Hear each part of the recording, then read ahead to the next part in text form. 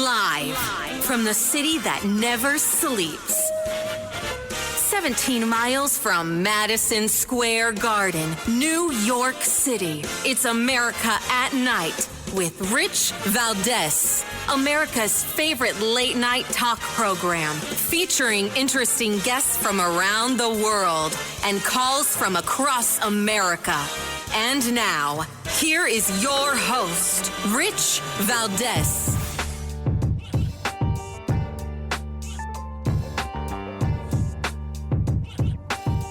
Hi there, good evening, and what's up, America? I am Rich Valdez, Valdez with an S, at Rich Valdez on all of the social media. Welcome to the Wednesday night edition of the program. We're live, we're national. I'm happy to be with you, taking your calls at the end of each segment. We call it Open Phones across America, 833-482-5337, 833-4-Valdez. And there's a bunch to talk about today. There is a lot of speculation that continues with the drones. We're going to continue to talk about that. We'll get into that in a little bit. We're also going to talk about everything that's coming out of Washington. There's a lot coming out of Washington right now. The market was in a pretty interesting shape today. The Fed stepping in to make some changes, and Elon Musk stepping in to make other changes when it comes to how things are being handled with spending in Washington. A lot to discuss. I guess we'll start with that. Check this out.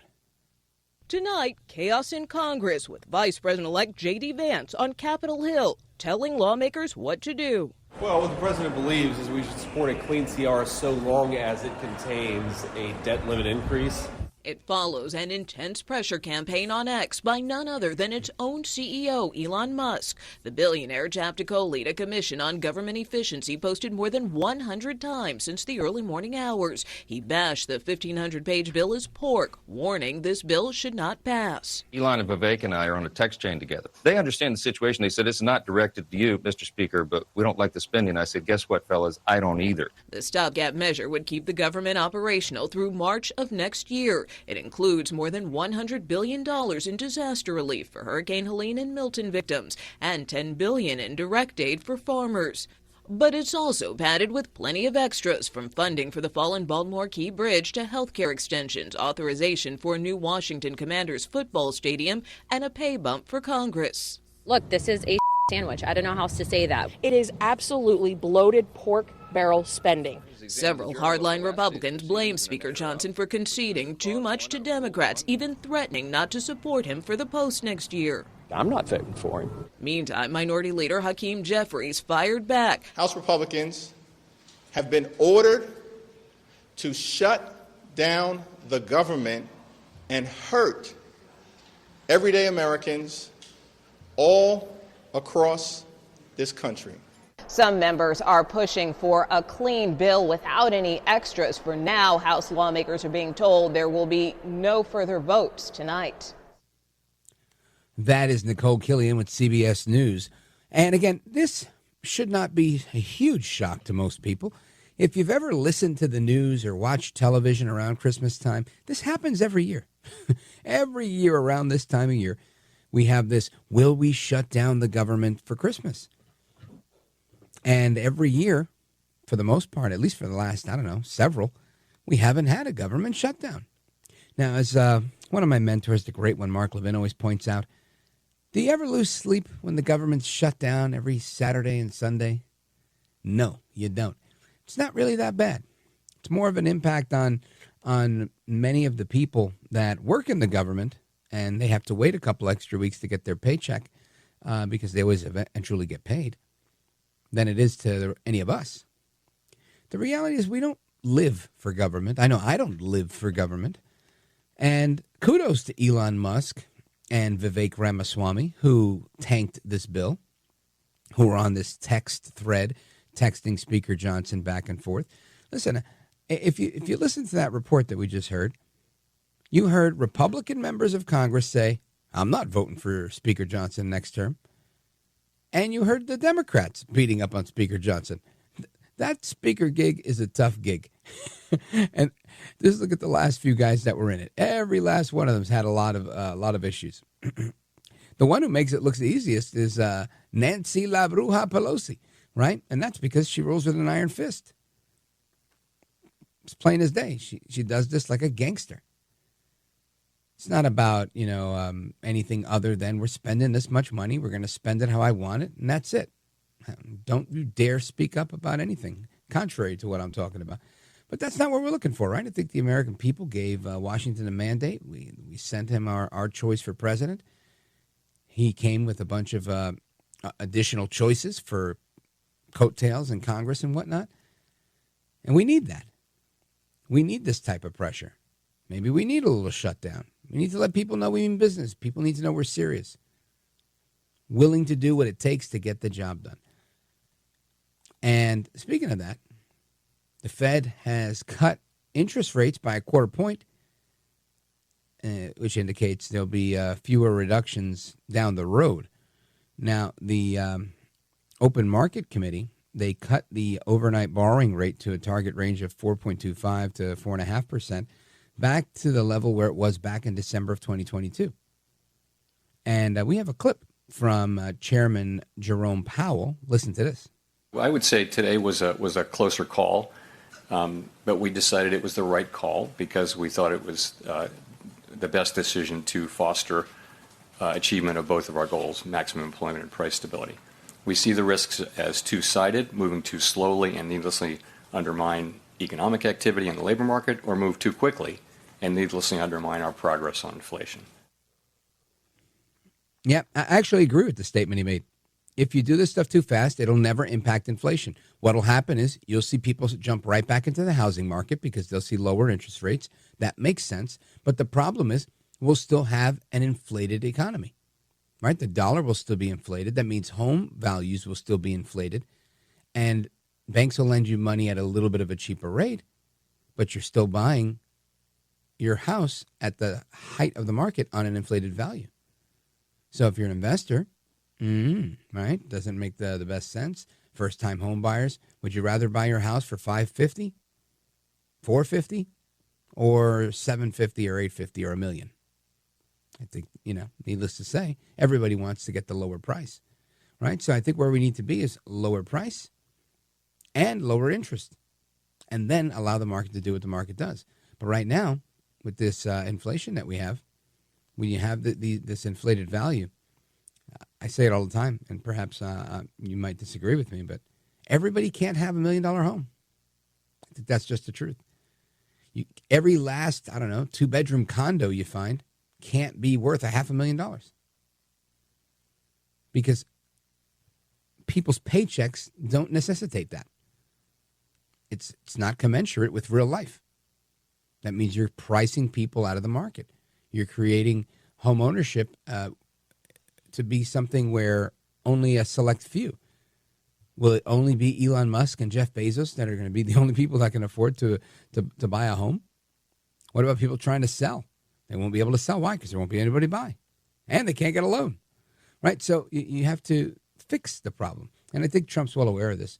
And most of the economists that I know who've supported him and been with him in the past, they get it. And they've been on the show and they've explained it in detail.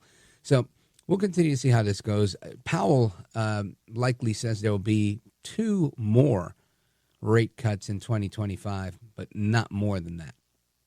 So we'll see how that goes. Anyway, there's still a lot of controversy on the drones. I want to hear about drones. I want to hear about national security. I want to hear about a little bit of the geopolitical situation because we haven't touched on that in a little bit. And then I want to get into this budget stuff, this spending bill.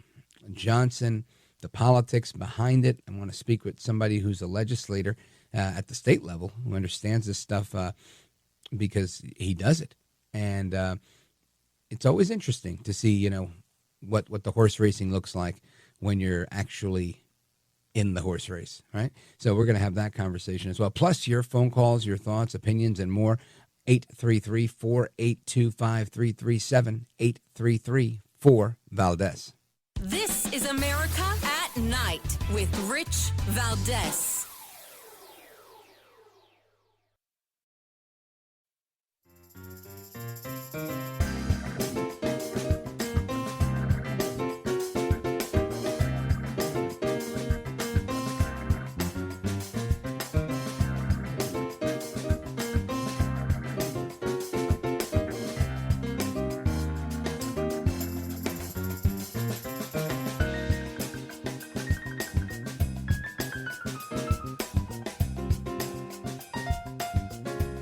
I want to listen to you, Rich, all the time. America at Night with Rich Valdez.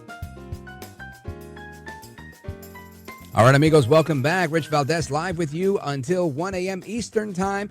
And I want to have a little bit of a conversation on the drones. That stuff continues. Some people saying it's fake, it's phony, it's fraud. It's designed to make you think about aliens, and it's all a distraction. Others saying, no, this is the catalyst for World War III. There's radioactive material out there. It's lost. Mayorkas saying, come on, there's drones every day. What are you talking about? It's drones all the time. And Congressman Mike McCall on Capitol Hill yesterday grilling Mayorkas. Check this out. I know there are a lot of commercial drones out there, and Secretary Mayorkas has talked about this. That's fine. But the ones flying over our military bases, by definition, I would say, are adversarial. We need to know who is behind that because I believe they're spy drones.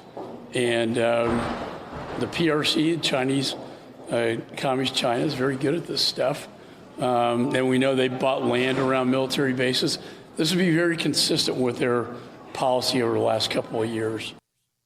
So I want to get some reaction to this because I want to know what's going on. You've got Mike McCall talking about how these drones are over our military sites. Our adversaries are most likely standing to benefit, likely China and others. We've had some discussion about this with people saying Congressman Jeff Van Drew was on the show the night before last. He said it might have been related to what was going on with Iran, but he had no conclusive proof. And the biggest issue he had was the government's not telling us anything, the secrecy. Why the secrecy? Lots going on with some reports yesterday that the FBI is saying there was some radioactive material that was missing. It's not necessarily related, but the drones out there are drones and they're aware of them. This is a very, very disconcerting situation, and I want to understand it from somebody who spent some time in the air himself. He's a commander of C-17s. He's a former general in the United States Air Force. Brigadier General Blaine Holt is with us. Sir, welcome back. Oh, it's great to be with you, Rich. Thanks for having me on.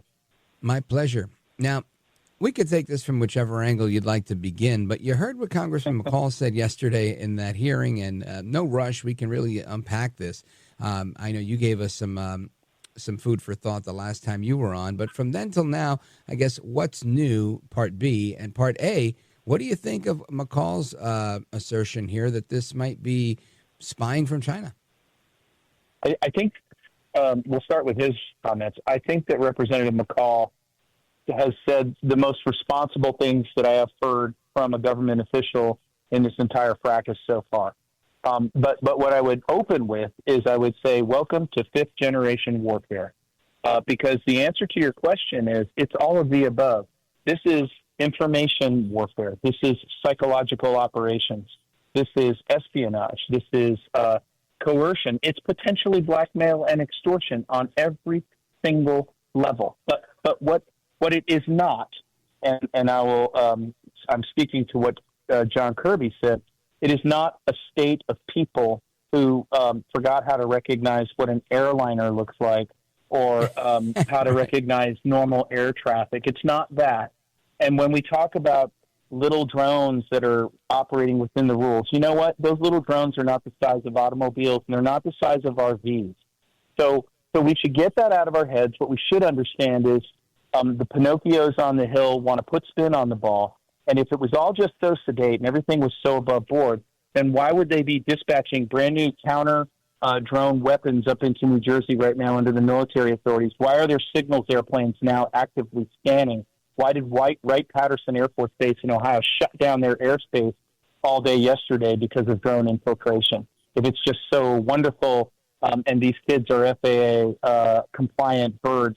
And by the way, where are their Part 107 licenses? Because they haven't uttered a word about that either.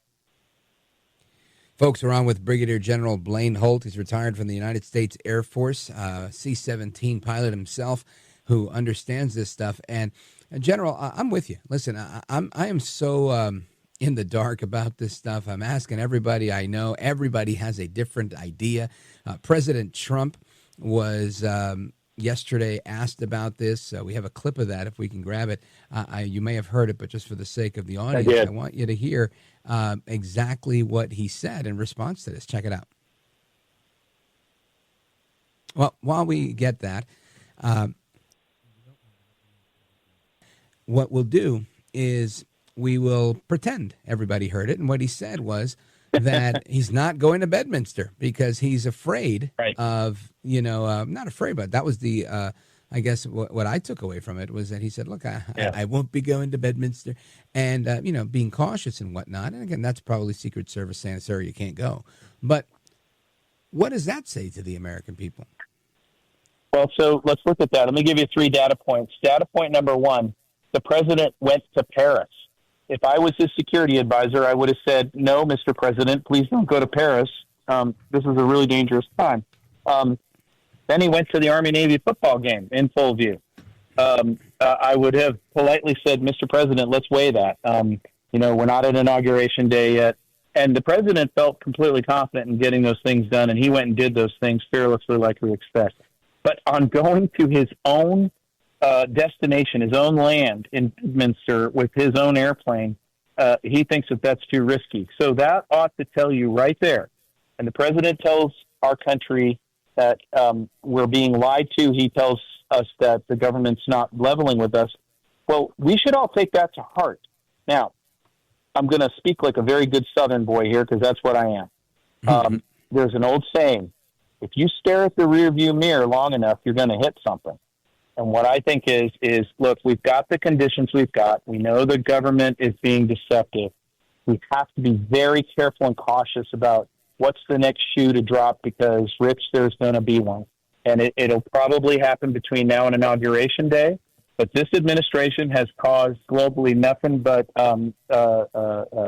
chaos around the world, whether it's dumping money on Iran, letting long-range weapons go free in Ukraine, trying to let more people come in across the border illegally, and on and on and on. Yeah. Listen, I'm curious to know your thoughts on what the next shoe will be, and we'll do that in the next segment as we continue to unpack this stuff. But, Blaine Holt, this is one of those things for me that I think is so interesting because whenever there's something the government doesn't like, the conversation always turns towards aliens. And that seems to be the direction they're going. I don't know if I haven't really heard the government point in the direction of aliens, but I've heard the conversation go in that direction, and not necessarily at the request of the government per se. But fascinates me how that always happens, and it's always the same handful. My opinion, it's always the same handful of people, a small handful, a small minority of people that are even interested in hearing about aliens. I think we live in a country where Hollywood made a movie about E.T. when I was a little kid, and it was a blockbuster hit, and it was a big thing, but I think the American people are somewhat desensitized to extraterrestrials, and I don't know that it's as effective as anybody thinks, Anyway, I'll get your take on that when we come back as well. Folks, we're coming right back with Brigadier General Blaine Holt, retired from the United States Air Force, former NATO representative, and our guest. And we're coming right back. Don't go anywhere. I'm Rich Valdez.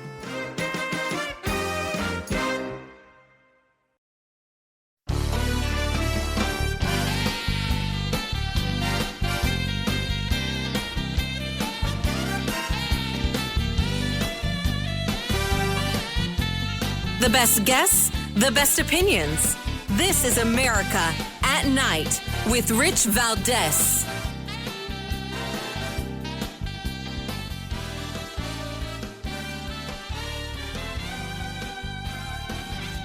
Nothing nefarious, apparently, but they're checking it all out. I think it's just one.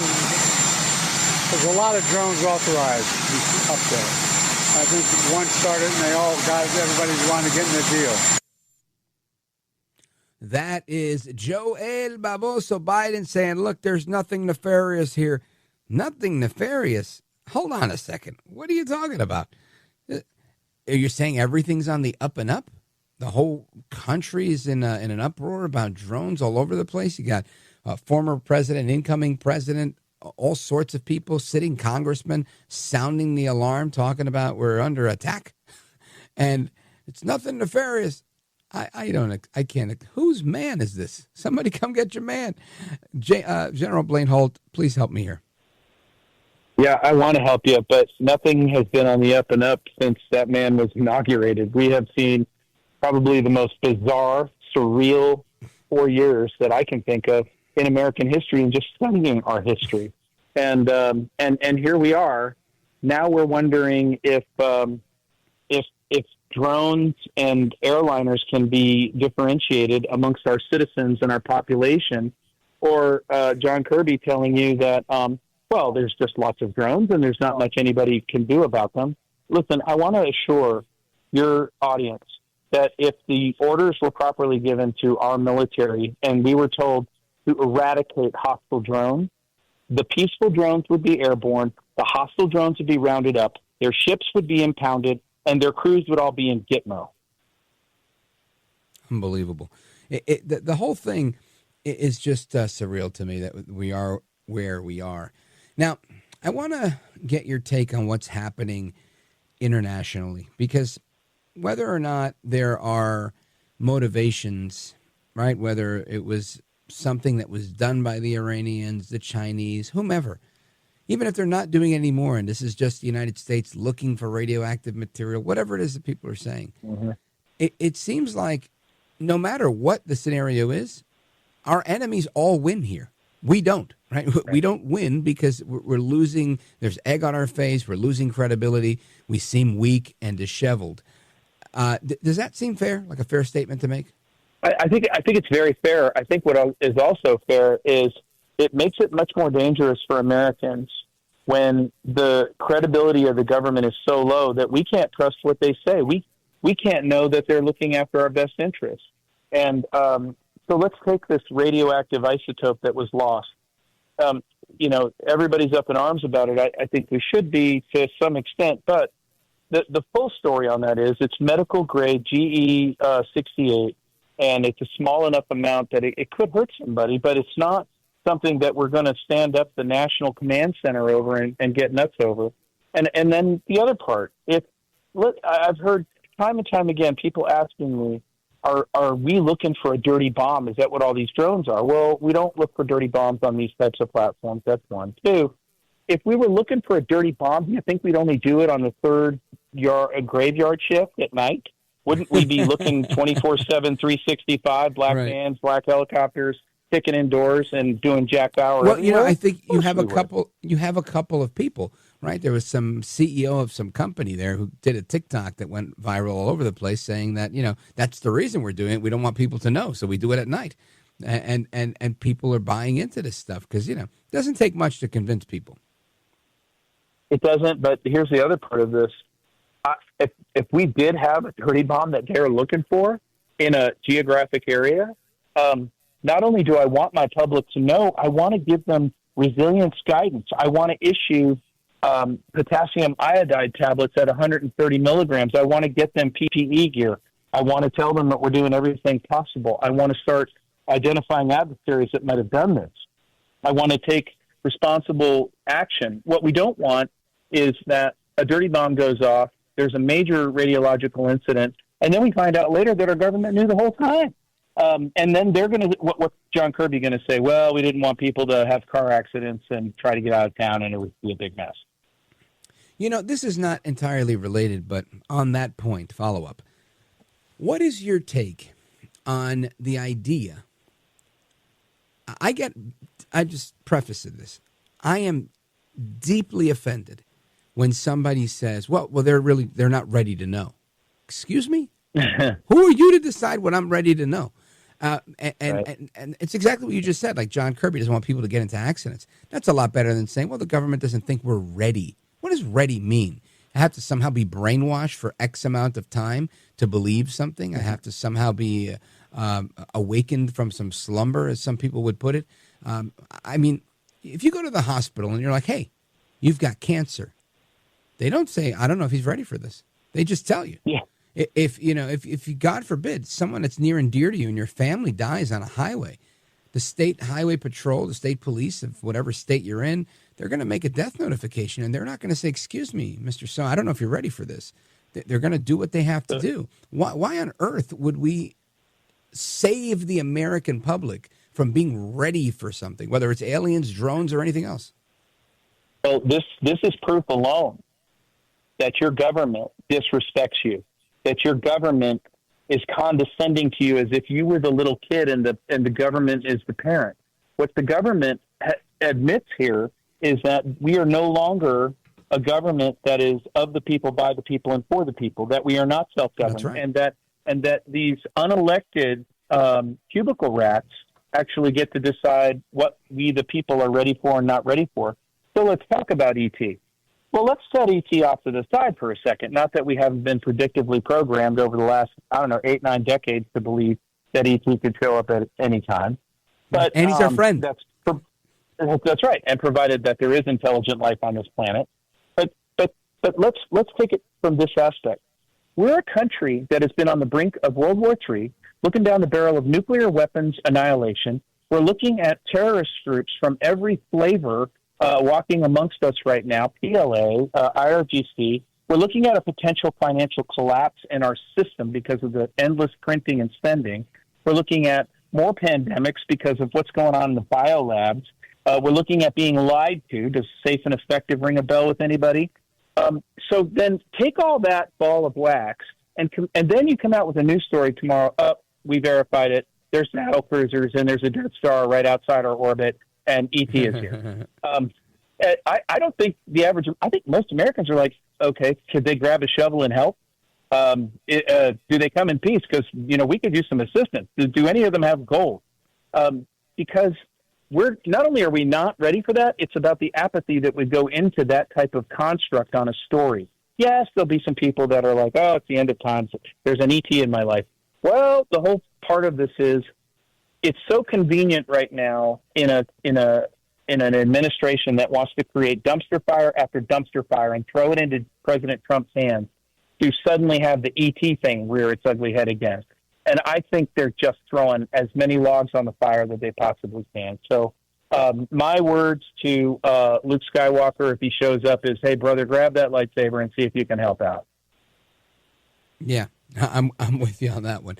Now, General, let me see something. I want to make sure I'm respectful of your time, and I wanted to find out a little bit more about your column. Do you have a few minutes to stick with us for another segment, or do you have to go and fight the elements? No, I'm all yours. All right, so we're going to take a pause right here. We're going to come right back with United States Air Force Brigadier General retired Blaine Holt. This is America at Night with Rich Valdez. Call now, 833-4-VALDEZ. That's 833-482-5337. 833-4-VALDEZ. That's Valdez with an S.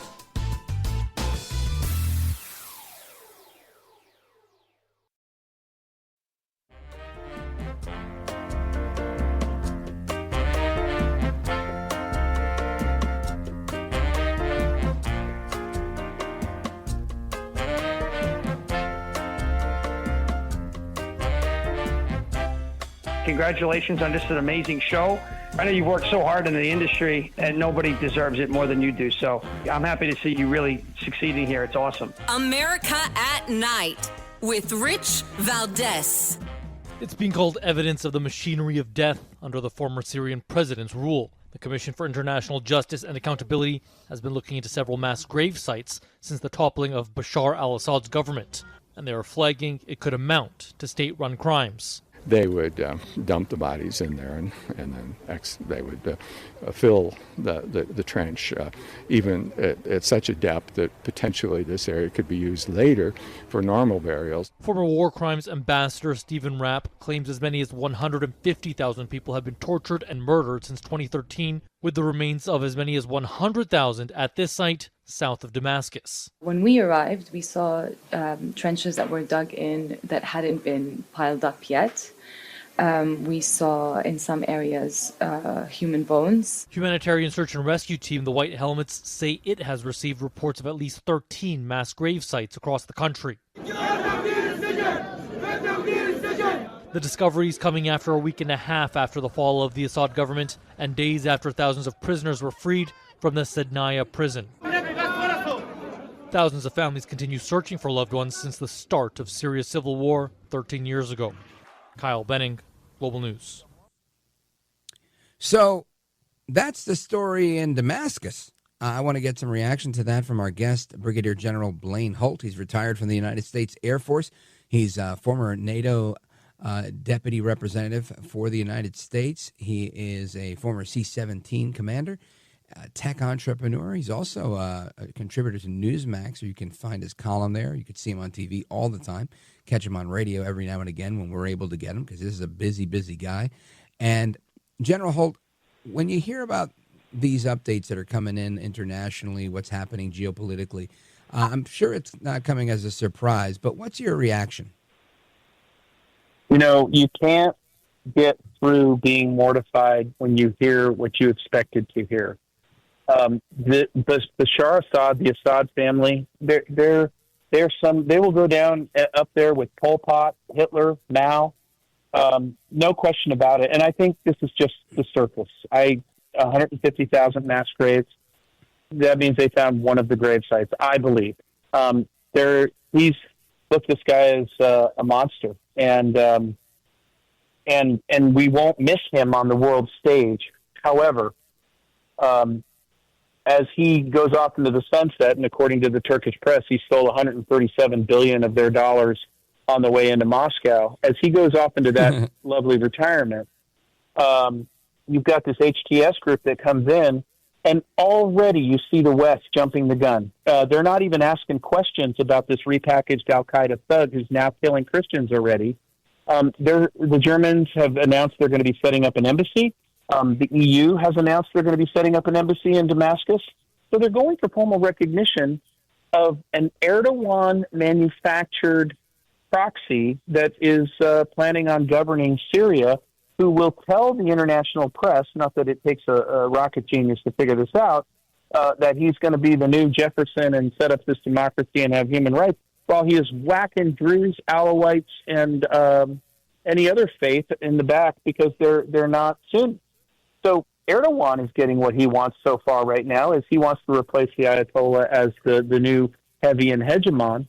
But the last I checked, a NATO member state is supposed to be a democracy, and he has been anything but a fair broker. He's all but threatened war with Israel, and now he's taking his own buffer land in Syria. The sadness I have tonight is for the Syrian people, who are going to be in a hellscape and a battlescape that will last for decades to come, I believe.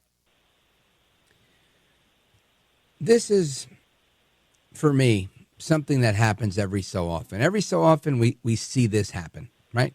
And maybe not the mass graves or hidden or recently discovered mass graves of 150,000 people. So I think maybe to that degree, these might be worse. But we see these types of changes in regimes that they happen all the time. And many suggest that it's the doing of the United States, whether it's making them leave or who had put them into power to begin with. And I'm not doubting that in any way. And I guess maybe it's my naivete that's speaking here in saying, is this something we should expect to change? I know there's a big contingent of the populist movement, not me, but many that voted for President Trump, because when they think of America first, they don't just think of America first as keeping America in the driver's seat of your policy decisions, but they kind of think of it as America only, kind of an isolationist view, where America is kind of devoid of any contact with other countries and doesn't lead internationally, doesn't even want a seat on the world stage. Just we exist in this little vacuum of our own. And I think that's a dangerous idea. I think you have to have this position of leadership, but maybe that's just the neocon warhawk in me. General? No, I think that McConnell, Nikki Haley, others would have you believe that the Trump philosophy towards foreign affairs is Fortress America.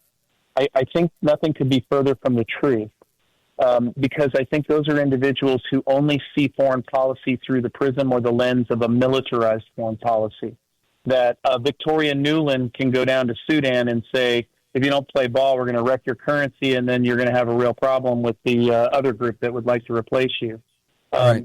I think that what President Trump wants to seek in the world are things like you saw with the Abraham Accords, that If we real look peace. at each other through the prism, if we look at each other through a mercantile prism, then what I don't have to do is judge you by your values, your democratic state, or whatever. Look, if you're a thug like Jelani and HTS, maybe we're not going to deal with a country called Syria.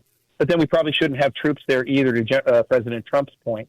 But if you're a guy named Putin who has natural resources and your big beef is Ukraine and your economy is in a shambles and you need to sell gas to Europe, wait a minute, if you're Europe and you're deindustrializing because you can't get Russian cheap gas anymore, hey, maybe there's a deal to be done there and we all grab a shovel except the United States taxpayer and rebuild Ukraine.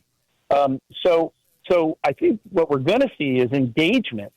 I just think that the John Boltons of the world are going to be very disappointed because it won't come with F-16 weapons sales to country Bubalonia, who wants to blow up Mavalonia. And that stuff's got to stop. Americans are tired of it, and Americans want more transparency in this intelligence community and what's being done in our name. And I think that's what America First is really going to be all about. And I don't see isolationism whatsoever, nor am I an isolationist, and I would never advocate for such things.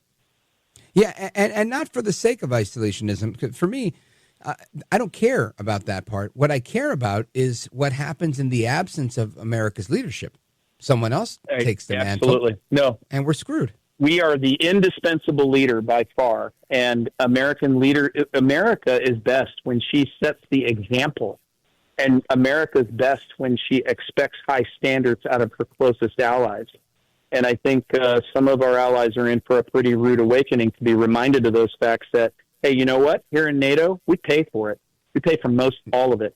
And we were reminded of a time when we liberated this continent. And we will remind you that we expect to have the mantle of leadership here. We'll be docile, we'll be friendly, we'll be benevolent, and we won't be dictatorial. But what we won't do is we won't be run over, and we won't be told what to do, and we won't be brought to heel. Amen to that. Blaine Holt, Brigadier General, retired United States Air Force. Check him out at The Irascible online and go to his column, The Irascible Disruptor, on Newsmax.com. General Holt, I want to thank you for being here and wish you a very Merry Christmas. Godspeed, sir. Merry Christmas, brother. It's always my pleasure. Thank you. Folks, we come back right after this. This is America at Night with Rich Valdez.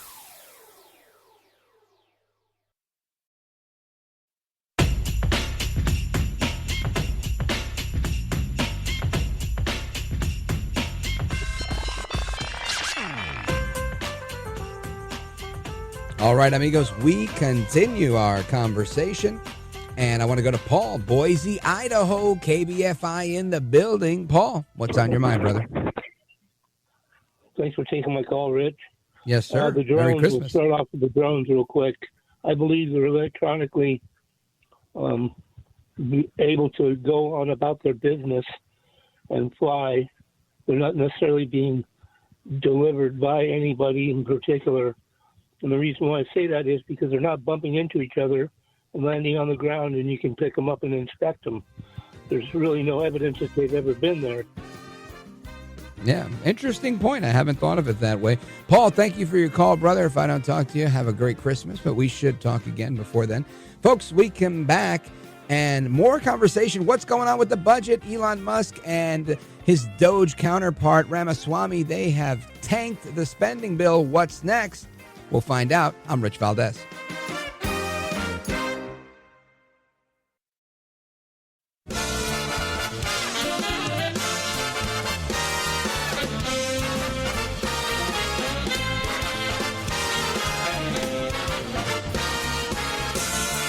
Live from the city that never sleeps. 17 miles from Madison Square Garden, New York City. It's America at Night with Rich Valdez. America's favorite late night talk program featuring interesting guests from around the world and calls from across America. And now, here is your host, Rich Valdez.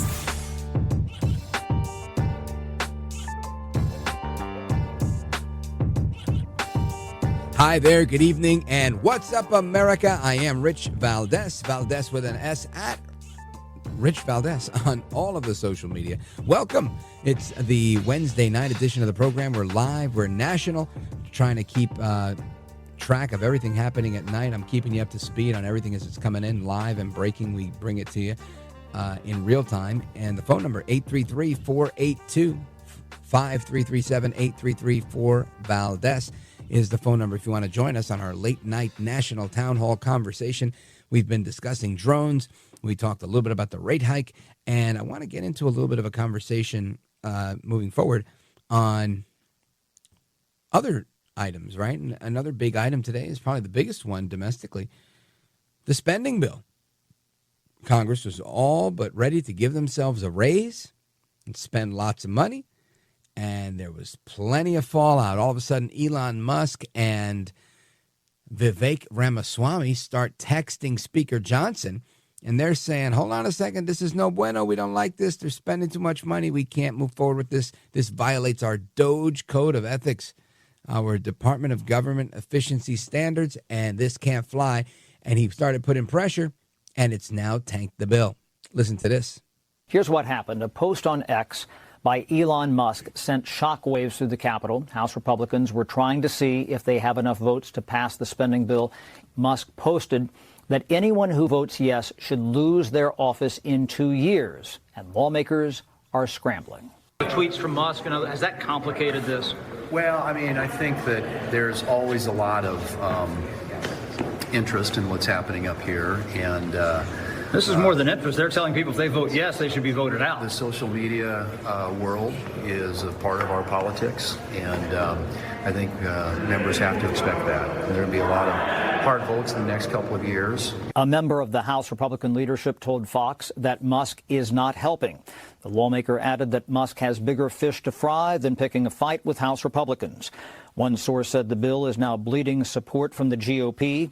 When asked how many Democrats the GOP needs to pass the bill, a senior aide replied, quote, a lot. Lawmakers who had hurricanes devastate their districts are torn. The fact is that, look, this is a sandwich. I don't know how else to say that. We're being forced into this position.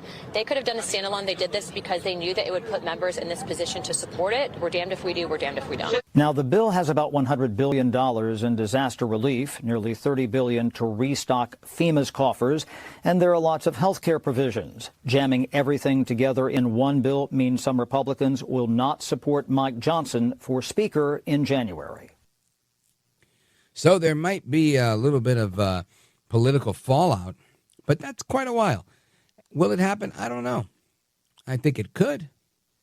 I think it could because people have the political will right now. And there's a lot less fear now than there was in the past. I think people are, we don't want to rock the boat. Man, what more boat rocking can you do? Donald Trump is about to take the White House. That boat is rocked, right? The China is being wrecked by the bull in the China shop. So I think you throw all that pomp and circumstance out the window and we start looking at things for what they are and let's get the job done. And hopefully we do. Hopefully we're able to do that and we could circumvent a lot of the political theater. But we'll see. We'll see how that goes because we just honestly don't know exactly how that's going to go. I don't know. I don't know if Johnson has the political prowess or influence to get all of his caucus to just abandon ship and say, we're not going to spend anymore. Again, I look at this from a very unique perspective. I look at this as great people become politicians, legislators in Washington and whatnot, but they can't last as good people for very long. It's a place where you immediately become infected with this disease and you become addicted to cash. And this cash addiction comes in all forms, in the forms of I need cash for my campaign. I need to bring cash into my district in order for my people to like me and to vote for me, and to say nice things about me. And this is problematic, obviously, right? Because then people start performing just to get the votes. And we've seen this time and time again. But ultimately, I think the performance that we need is somebody who's gutsy, ballsy, saying, you know what?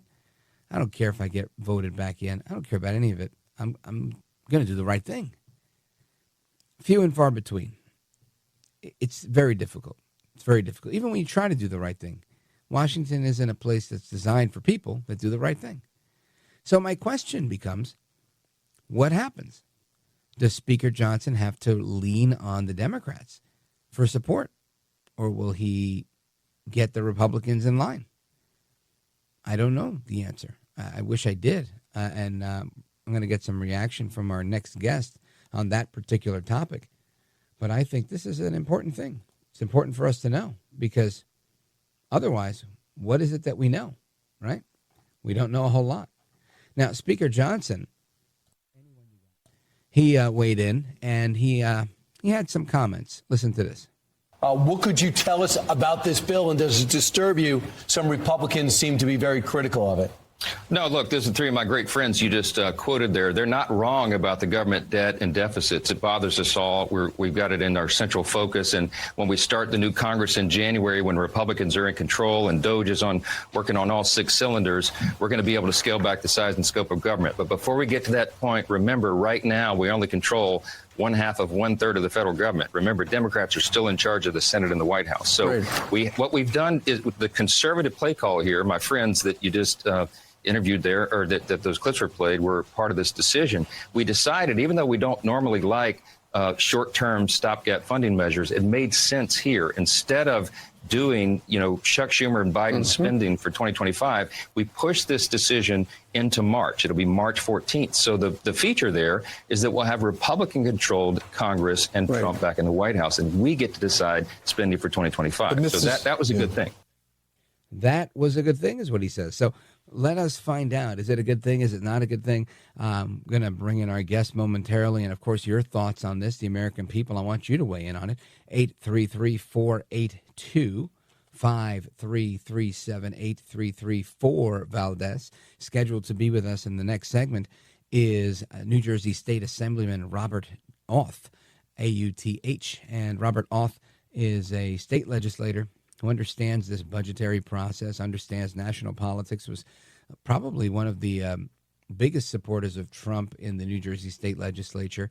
And he is a good guy. I've known him a long time, served with him in the Christie administration, and he's knowledgeable on this stuff. So we're going to continue our conversation with him straight ahead. This is America at Night with Rich Valdez.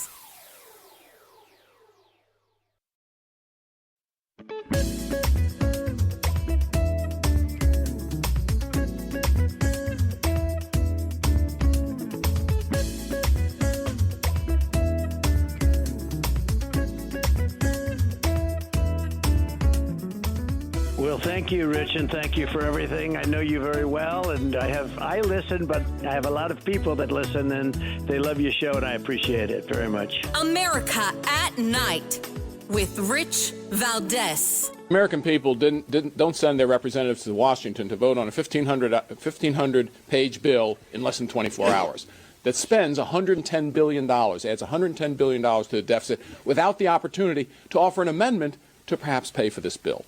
The process is broken.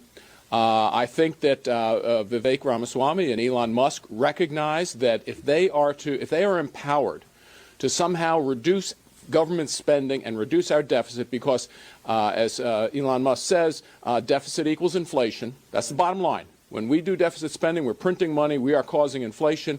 How are we going to change that if one of the actions we take after November 5th is to take a vote on a bill that's $110 billion, a direct addition to our deficit and our debt, without even a vote on a pay for? We have to change the way business is done in Washington.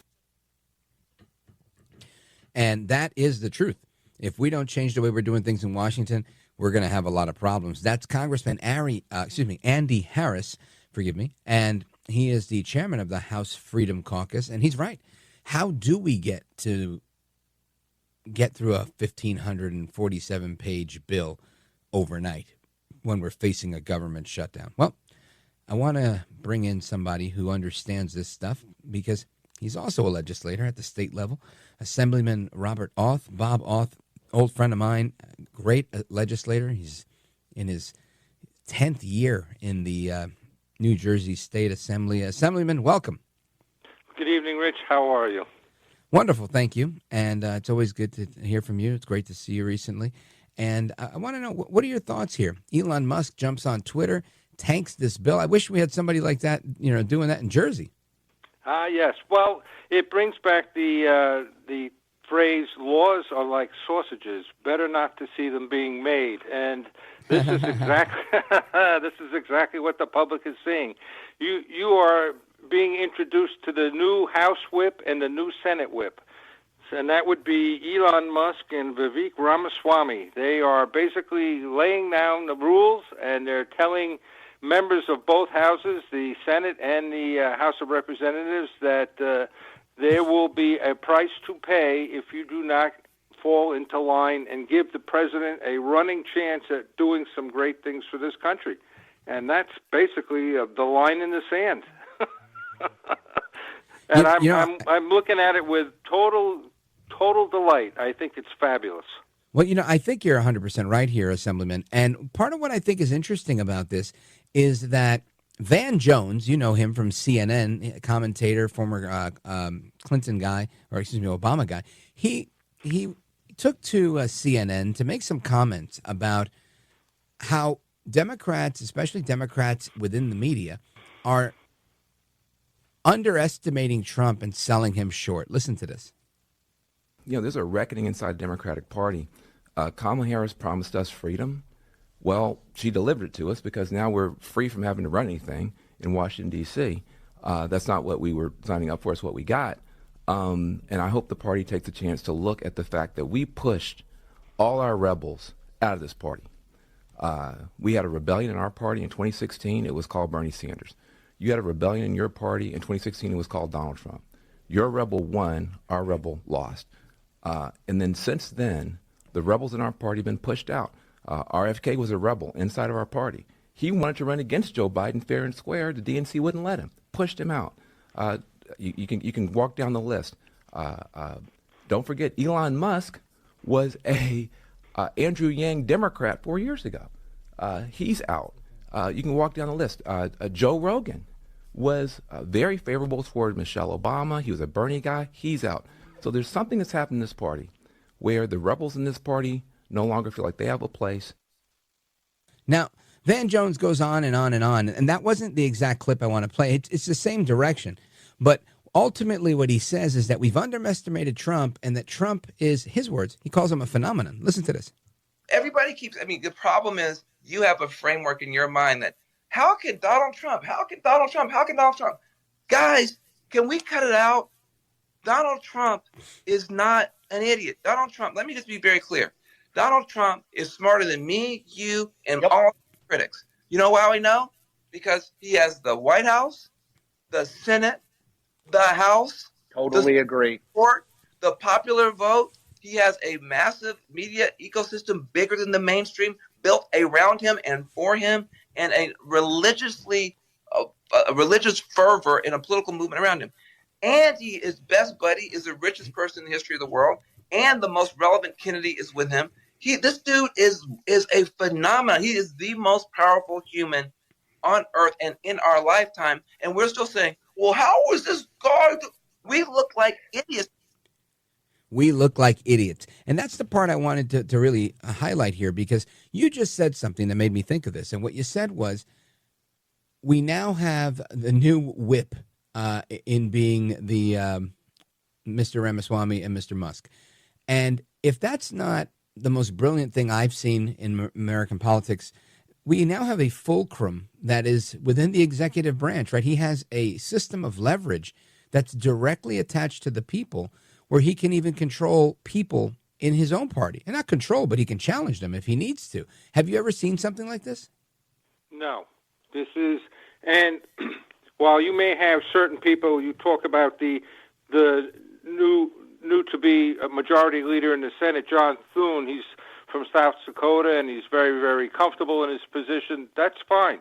But there are members of his caucus that are not in the same enviable position. The same thing with Mike Johnson from Louisiana. He has a lot of people that are absolutely incumbent on doing what President Trump won on, and if they don't follow and toe the party line for President Trump, they're going to be getting their walking papers too. Over and above that, if you look at the way the Democrats are acting and talking, look at John Fetterman. I mean, this guy really is reading the tea leaves. He's there saying, I'm going to give all of President Trump's appointees a fair chance to explain themselves and present themselves to me. This guy is I think, one of the real leaders of the Democratic Party, because he's looking at this as a realist and saying, hey, they won. In my own state, Pennsylvania, I got a clarion call from the public saying that they've had enough, and I better toe the line and make sure that we start doing things that are going to help the people of Pennsylvania, people of the United States, the working class folks like you, like me, who are just trying to make ends meet. If we don't do something to help these people, we're going to get our walking papers too. And he's the smart one, and he's going to tell his caucus, believe me. This is a guy who walks around in a T-shirt and basically thumbs his nose at the traditions of the Senate. He's going to tell those people in his caucus they better straighten up and fly right, or they're going to lose more. And, you know, what's so interesting here is I know critics of mine are chomping at the bit, ready to say, you know what? Yeah, we've seen that before. It's called Nancy Pelosi. She ruled that way. The difference was, A, she was in that house, right? She was a congressperson. And B, she wasn't fulfilling the will of the people. She was fulfilling the will of the Democrat Party. Her power came from political positioning. Donald Trump's power comes literally from being able to fill up arenas like Madison Square Garden with people that believe in his message. And I think that is an incredible mandate I've not seen in my time observing politics. And I find it remarkable that we might actually have maybe a balanced budget soon, all because of we the people. Just imagine that, Bob Auth.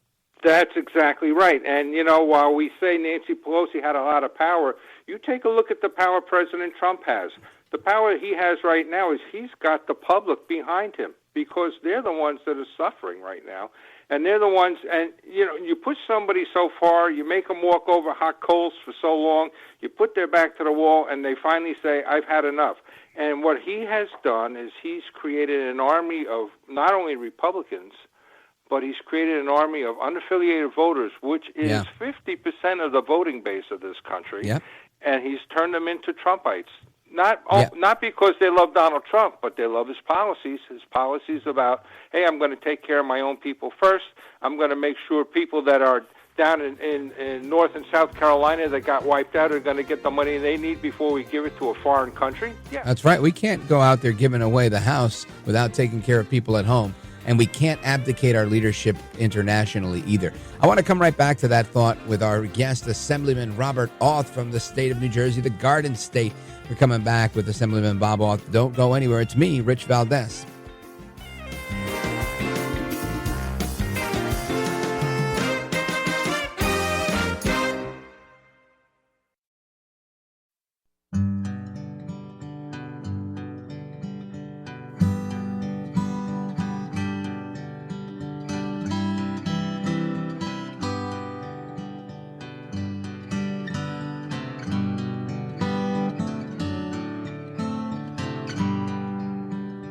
I'm so glad to be on your show, Rich. It's just an amazing broadcast that I hope the rest of America listens to every day. America at Night with Rich Valdez.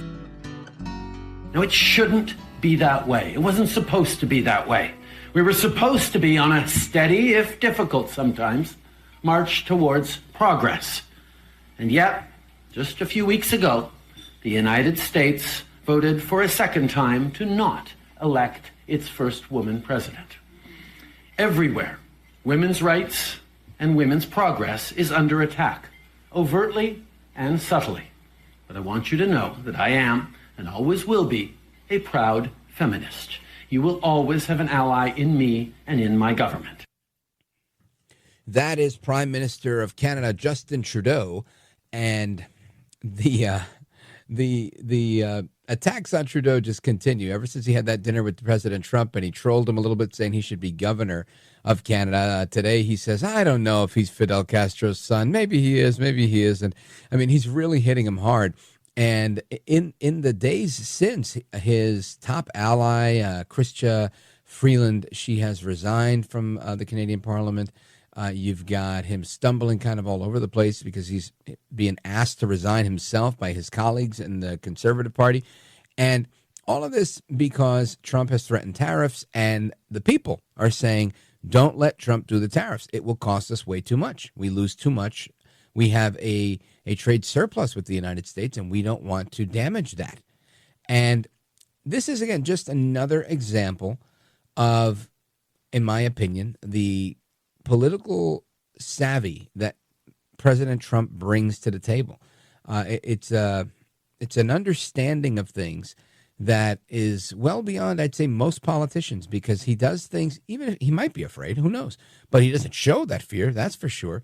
He goes for it because he understands the upside outweighs the downside by a lot, and it's worth taking the shot. And again, this reiterates the conversation we were just having with Assemblyman Robert Auth from the great state of New Jersey, in that Trump has now created a situation where he has leverage, in effect, within the executive branch of people that can truly, on his behalf, which is on behalf of we the people, in my opinion, probably the most genuine grassroots I've seen in a long time, and they're willing to hold members of their own party accountable because this is what they're here to do as the Department of Government Efficiency, known as DOGE.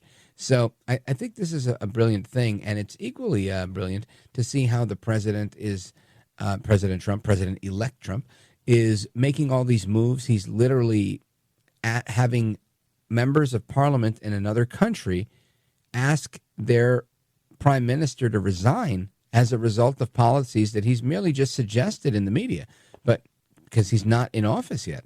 I think that's quite a feat. Assemblyman Bob Auth, welcome back. Your thoughts? Well, I think it's outstanding.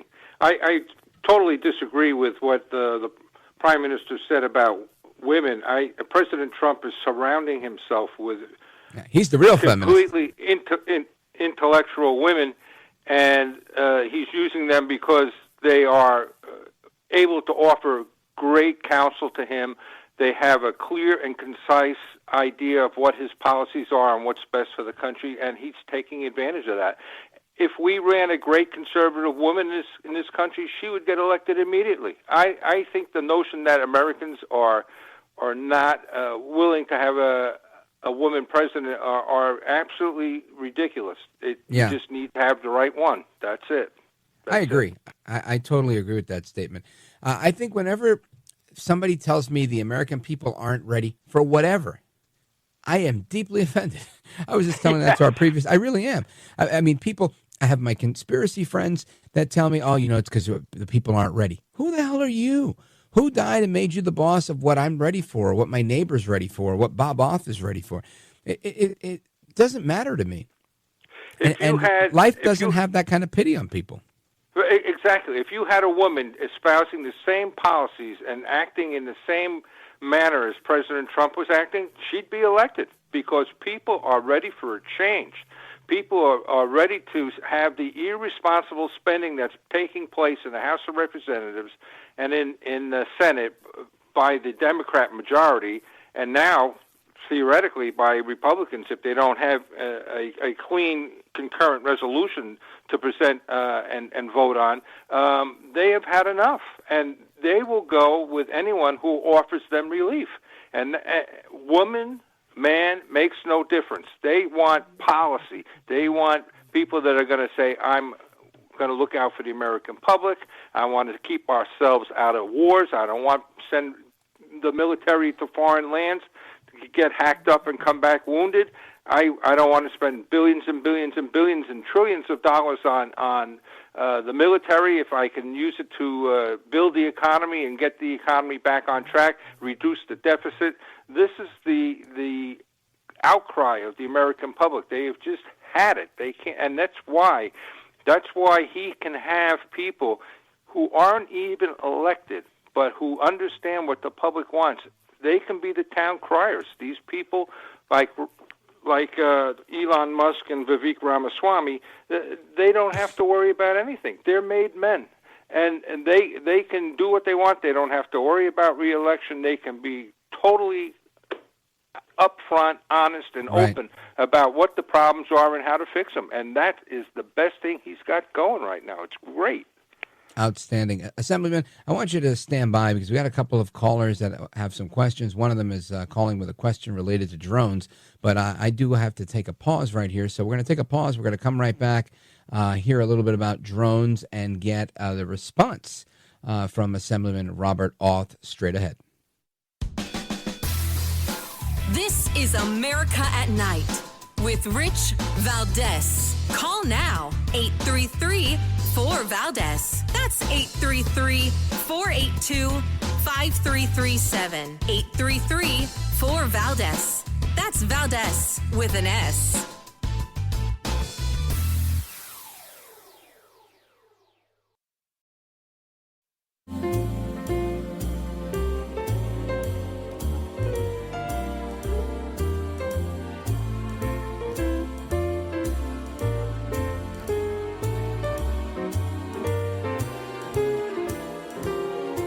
Call now, 833-4VALDEZ. That's 833-482-5337. 833-4VALDEZ. That's Valdez with an S. No one disputes that drones flying in airspace could be a danger. The drones flying over the Super Bowl could be a danger. The drones flying over our military bases could be a danger. That's why it's illegal. It's currently illegal, and the federal government has the capacity to investigate and stop drones that are in airspace, over our military bases, following our ships. We have that capacity.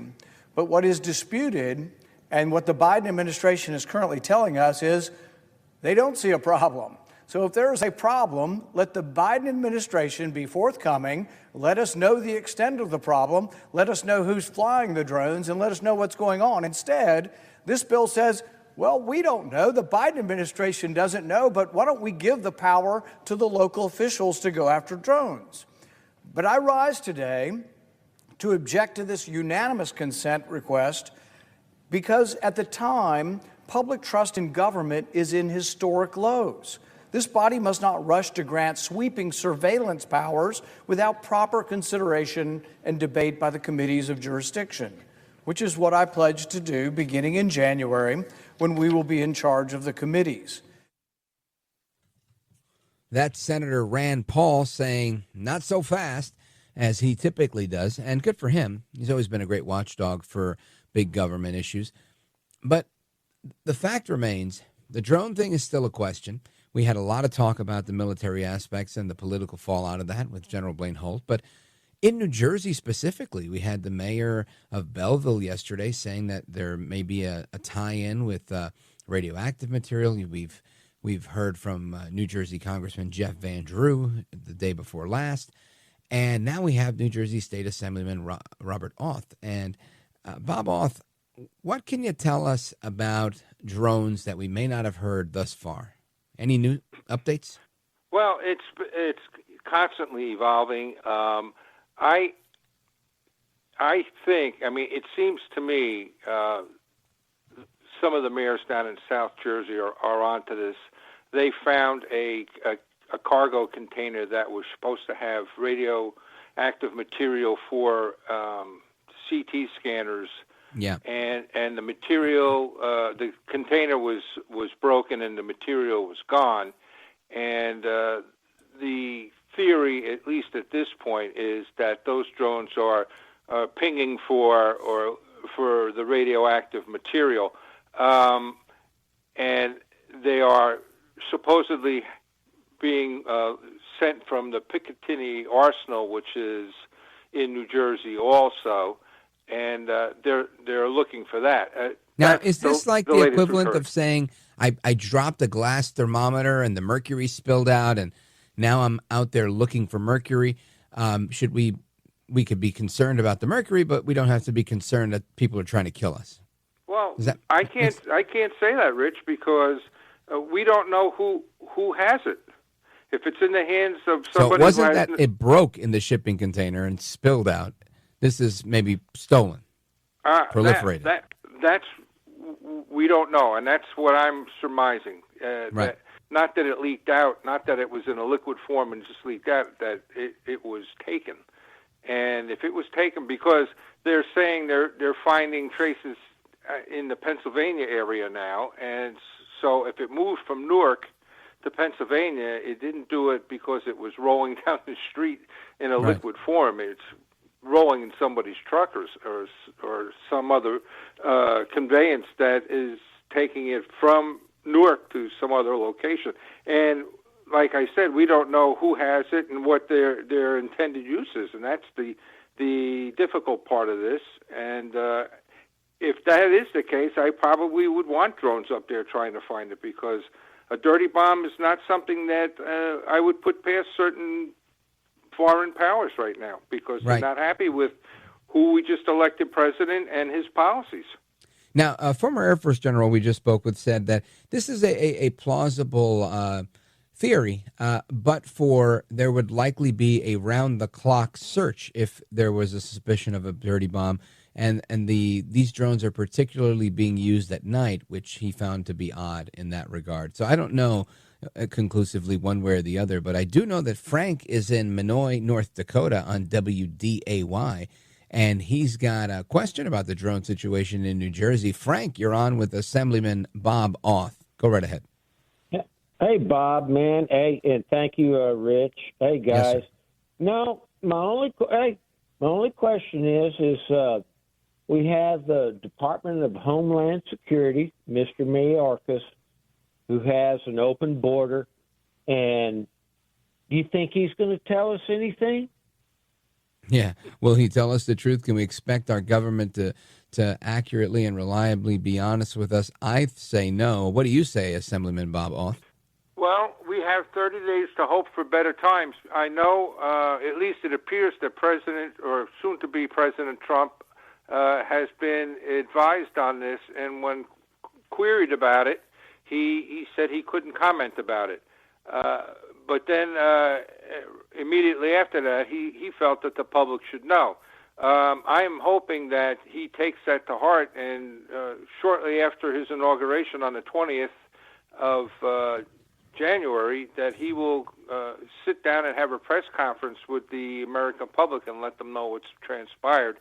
I think he would do wonders with his relationship with people that didn't vote for him if he came out and let everybody know what was going on. I think that would be tremendous for his presidency and give him entree to do some of the things that he wants to do, because people are going to really trust him at that point, because nobody else has gone that far to enlighten the American public. And I think that's what your guest who just called is really concerned about. He's worried about being left in the dark by his own government, and that's a real worry. Thank you, Frank. I appreciate the call. Shout out to WDAY, North Dakota. And Assemblyman Auth, before you go, I know that you are part of the delegation, the contingent of state officials that are going to be heading into Washington, D.C. for the inauguration of the 47th President of the United States, Donald J. Trump, who I like to call El Trompito, Donaldus Magnus. And I'm looking forward to joining you guys there. Tell me about what you're expecting to see at the upcoming inauguration. So I went to the one in 2016, and it was awesome. It was hysterical, because the overwhelming ebullience of the crowd that went to see President Trump offset any of the protesters. They basically were of no consequence whatsoever, and I really feel that this one is going to be even better, because so many people have suffered for the past 4 years with Biden and his crew, and now President Trump's coming back in. They already have somewhat of an anticipation, because they had 4 years of great prosperity with him. So I think people are really looking for the American Renaissance, and this is going to be the start of it. And I don't know anybody who hasn't supported him and has the capacity to go to Washington that's not going to be there. I think it's going to be an overflowing crowd that's going to be incomprehensible, to be honest with you. America's going to be dying to see what the next 4 years has to hold. I'm really excited about what his speech will be when he gets inaugurated. That's going to be very exciting.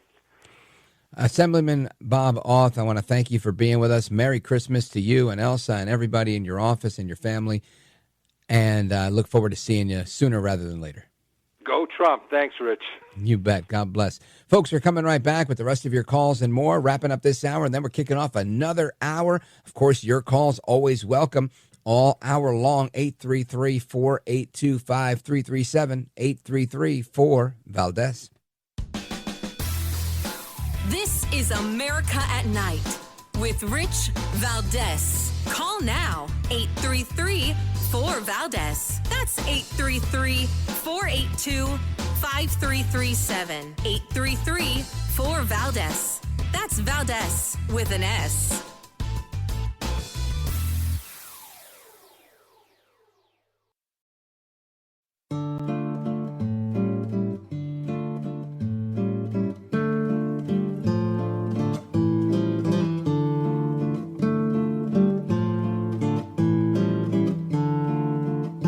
Call now, 833-4-VALDEZ. That's 833-482-5337.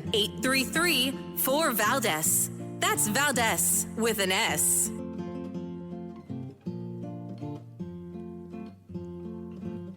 All right, America, welcome back. Rich Valdez getting ready for open phones across America where you get to weigh in on all the hot topics of the evening. And our phone number, 833-482-5337, 833-4-VALDEZ. And I want to go to the phones real quick. Let's go to Vasily. Vasily's in Marshall, Alaska, listening to us from way out there. Vasily, go right ahead. Hi, Rich. Yeah, this is Vasily. I'm just passing on technology from Alaska. You know, I work for the phone company, and I used to be a mayor of our village here. Cool. Mayor. And what did you want to say tonight? I was just concerned, of the speech that was made out of our elected official, Donald Trump. I was kind of puzzled, when we go to raising our right hand and stuff, and here we have to follow our policy here, doing the same thing. And yeah, I'd like to have that, written in there. We're going to run out of time, Vasily. Just say what you got to say. Invocation and all that. Yeah. All right. What is the bottom line, sir? To clarify the information of our leading our communities. Okay, so you're saying people are taking the oath of office and not being honest? Yeah, it's very confusing out there trying to play a role. I'm very confused too, brother. Listen, have a Merry Christmas. I appreciate you and everybody listening on KBMT. Shout out to everybody in Alaska, Anchorage, Juneau, and everywhere in between. Thank you so much. And hopefully we can have a little more time next time. Folks, it's open phones across America. The music means I got to go, but we're coming right back. Don't go anywhere. I'm Rich Valdez.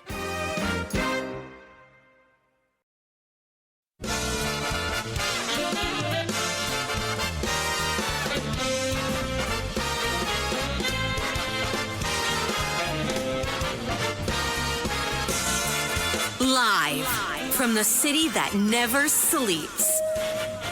17 miles from Madison Square Garden, New York City. It's America at Night with Rich Valdez, America's favorite late-night talk program, featuring interesting guests from around the world and calls from across America.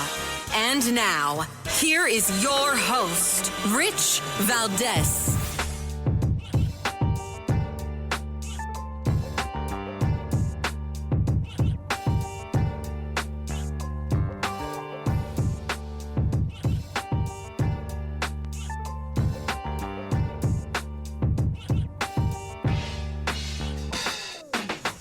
Hi there, good evening, and what's up, America? I am Rich Valdez, Valdez with an S, at Rich Valdez on all of the social media.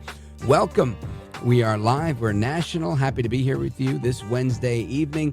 833-482-5337 is our phone number, 833-4-VALDEZ. And, of course, in this hour, we like to dedicate as much of it as we can to you all, the listeners that are listening across the country and looking to weigh in on the topics we've got. My buddy Jerome, I know he's called in the last couple of nights. I need to get him on because I had to cut him short because of time. But anybody who calls and disagrees with me, we're moving you right to the front of the line, so we're going to get you on right away. And if it's the first time you're calling in, you've never called before, you're one of those people that said, I've never called talk radio in my life, but I really want to weigh in on this. Today's your day.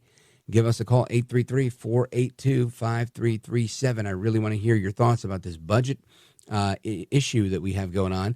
Was it the right thing to do to have Elon Musk and Vivek Ramaswamy twisting the arms of folks in Congress so that they stop their pork barrel spending? I say, you damn right it is. That's exactly why we elected El Trumpito, to come up with these common sense, outside of the box ways to save Americans money and to save this republic for the future, our children. And that's the only way to do it, is to stop the crazy. But I want to know your thoughts, so weigh in on that. And, of course, we have some news. The chair of the Federal Reserve, Jerome Powell, he's announced today that there's going to be a little bit of a rate cut, and he thinks it's the right call. Listen to this. Well, I would say today was a closer call, but we decided it was the right call because we thought it was the best decision to foster achievement of both of our goals, maximum employment and price stability. We see the risks as two-sided, moving too slowly and needlessly undermine economic activity in the labor market, or move too quickly and needlessly undermine our progress on inflation. So this is a 25 basis point cut, a quarter point. The Fed indicates that it probably would only lower the rates at least at most twice more in 2025. Again, this is being reported by Dot Plot and CNBC.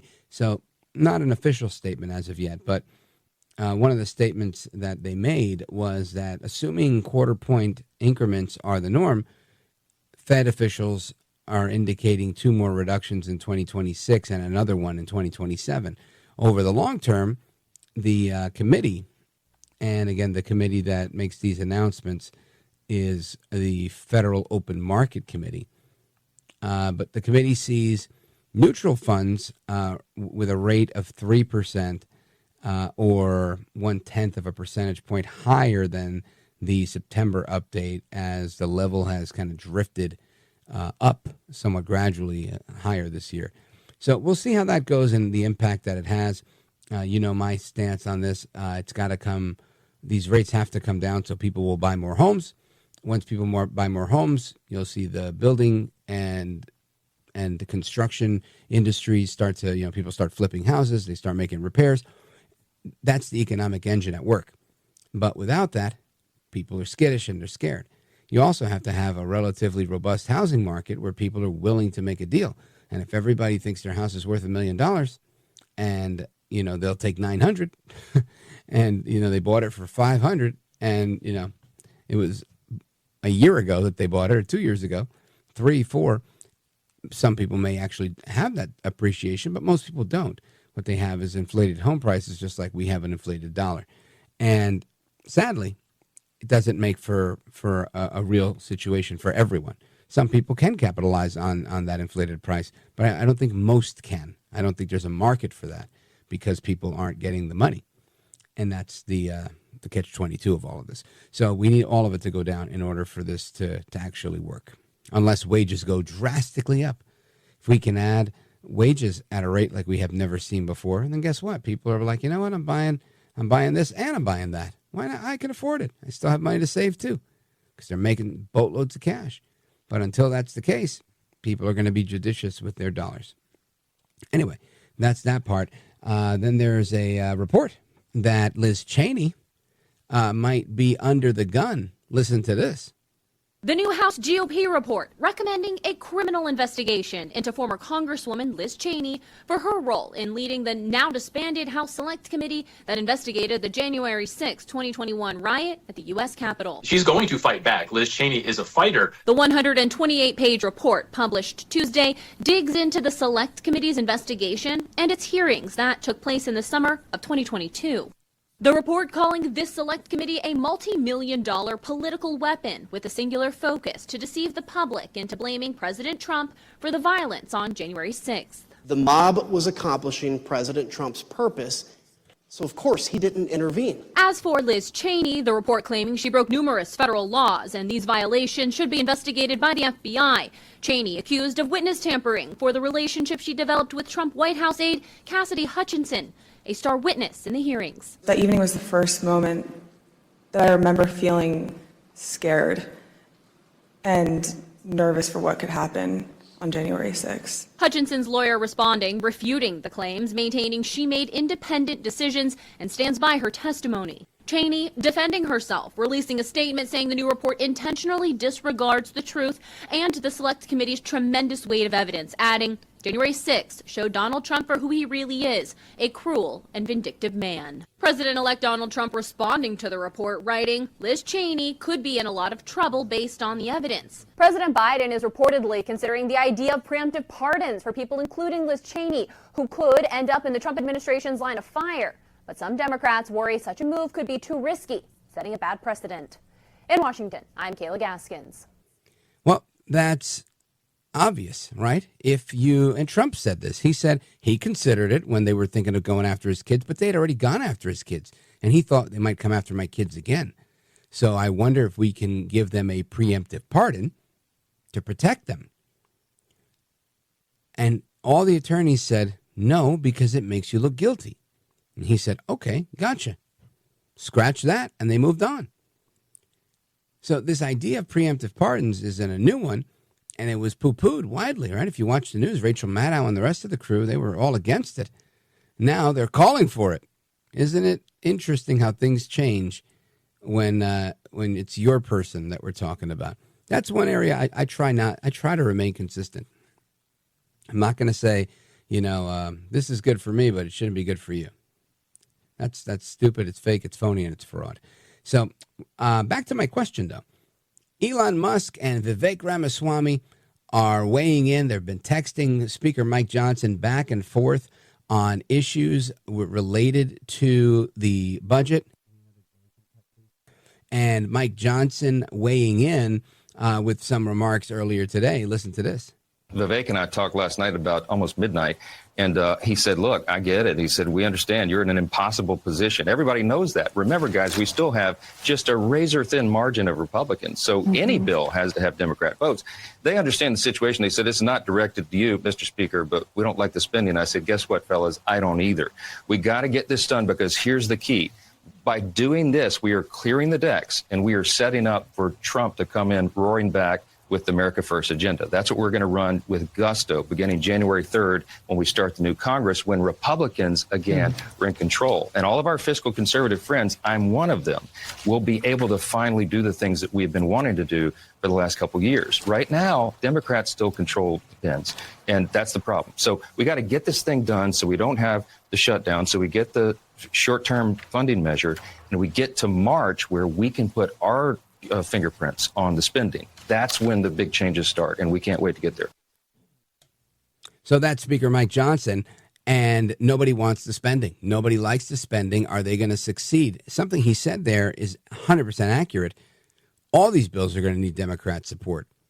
We don't have enough, or we do. We have this very slight majority, but on certain things, you're always going to have the weigh-in. Why? Because you get people like Thomas Massie and others that say that they are that they're out. Right? Thomas Massie weighed in saying he was not interested in voting for this, and he's not going to be voting for Johnson. Listen to this. Have any other of your colleagues said that they're not voting for Johnson? Any expressed? I've talked to a few, who don't seem like they're going to vote for him. You have to ask them. I'm not going to betray anybody's position. Will you just vote president, or will you vote someone else's name? I'll vote for somebody else. He's voting for somebody else. That's Thomas Massie, United States Congressman. So I want to get your thoughts on this, 833-4-VALDEZ. Let's go to Crown Point, Indiana. I can't read it. There's too many lines there. Is that WTAY? Can you see it, Count Delacula? WTAY. All right. Marco, go for it. Hey, Rich. Love the show. How are you tonight? Wonderful. Thank you, sir. I appreciate it. Hey, first-time caller, and I've been listening to you since you came on. I'm actually listening to you on the WLF app because I drive big trucks back and forth. So anyway, I wanted to, let me give you a honk. I don't know if you heard that or love those. not. I need a horn like that one. That's a serious horn. Yeah, I want to put one in my car just so I can scare people. Anyway, Rich, I wanted to make a comment because when you were talking to last hour to Vasily, he was talking about politicians, they take the oath of office, and then when they come into office, they're not honest. And not serious, I wanted to mention something that Mike Johnson and the last speaker like to, a phrase that they love to throw around thinking that we don't know what's going on. When they say they only control half of 1/3 of government, the only reason he's a speaker is because the Republicans control the House. So they control the full third, not just the half. And that, to me, that's just an excuse for them not doing what they're supposed to do. It's a good point. And you're right. 100% right. You're right. They get to make the rules. They get to make the agenda. And I understand what they're saying because I feel like speakers in general, even Pelosi, all of them, they have a unique problem in that they have to make the president happy. And then they have to make, whatever their third is. But in reality, it's like you said, it's all 540 something members, right? Don't think the Democrats for a second when they need that pork barrel spending, they're going straight to their minority leader. And that minority leader is going, Hakeem Jeffries is going to Johnson saying, hey, Mr. Speaker, we need this. and they need to horse trade, right? They have to work because if they tell them, hey, go F yourself every single time the Democrats come by, when they need something, the Democrats are going to do the same to them. And we're going to have a situation where nothing gets done. So it's politics and one hand washes the other, both hands wash the face. And that's the reality of Washington. I think the problem we have is that sometimes we go too far with that and we're sitting there in the bubble bath all the time and, everybody's scrubbing each other's backs and nobody's doing whatever else they have to do. So I think that's the fine line that they have to walk. But you're right. People forget their commitment. People forget their oath and they forget the importance of this. And I think we, the people, we also sometimes forget as well because we're thinking, you know what? I send my congressman from whatever district I'm in, I send them to Washington to serve my interests. And if I need a bridge, if I need, him to bring back some spending or bring back a block grant or something for whichever specific project we have, and he doesn't have the political ability to secure that funding, then guess what? Me as a constituent back in his home state, in his home district, we're going to be upset with him and threaten him with, I'm not voting for you. I'm going to vote for the other guy. Right. So everybody's got to make somebody happy. And that's how people get addicted to spending the way they do, because the cash is king in Washington, D.C. And it takes somebody who understands these things to, I think, manage it effectively. Definitely not an easy job. So I sympathize with them. But at the end of the day, I expect the most because, these are politicians and they should be at their height of their game. Right, Marco? No, I agree, but I also think that one way to fix this is for every representative in the Congress, instead of being a federal employee, they should be paid by their own state according to the median income of each state. And if they want their health care, it needs to be paid by their own state. If they want to have a house in Washington, D.C., they need to pay for themselves. And the same thing with the Senate. And that was the original intent of the Senate. Yeah, you're right. That back before the 17th Amendment, that was the whole idea behind the Senate. And I like that idea that you had this almost like a governor representing your state, appointed by your governor, doing that type of work at that level, where you had the representatives representing the people, and you had the senators representing the state as a whole and the government. And I found it interesting, but now they kind of mirror exactly what happens in the House. It's dysfunctional, and I don't know if it'll ever change, but I hope that it does. And I think your idea is a great way to go. That and the Convention of States. So, Marco, thank you for your kind words. Thank you for your call. Godspeed to you. Feliz Navidad and everything else. I appreciate the call. Hope you call in again. And shout out to every single trucker, not just Marco, everybody. Everything we do, everything we eat, everything comes off the back of a truck. So thank a trucker. I'll be right back. This is America at Night with Rich Valdez. Call now, 833-4-VALDEZ. That's 833-482-5337. 833-4-VALDEZ. That's Valdez with an S.